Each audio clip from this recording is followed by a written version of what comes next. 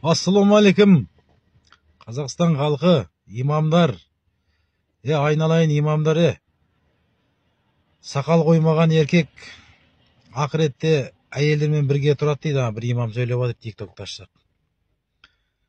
Имамдар, сендер халыққа осы сказка айтуды, ертегі айтуды қашан қоясыңдар? Тек мына тиктокта жүрген ана әңгімелерін естісең, сказка ол да мультфильмға шықпаған, кітапқа енбеген сказкаларды айтып жатсыңдар ғой. Қойсаңдаршы осындай өтірік әңгімелеріңді. Сақал қоймаған еркек ақыретте Алланың алдында әйелдердің арасы қатарында тұрады дейді. Алла тағала жаратқанға біреуге сақал, біреуге көсеу бет қып берген, сақал да шықпайды. Сақал тігу керек боларға. Имамдар, сендер осы халыққа сказкаларыңды айтып, осы халық сенен Құдайға жақын. Алла деп отыр, көзін ашсаннан көзін жұмып ұйықтағанша Алла деп жүреді халық қазір.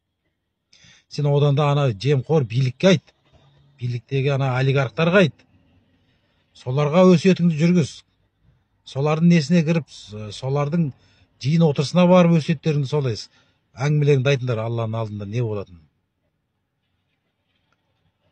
Қарапайым халық өзі де Құдай бүгін шүкіршілік ете көр, бүгін осы табысыма шүкір деп жүр. Итак, бүгінгі бір бөлке нан тапқанына шүкіршілік етіп жатыр.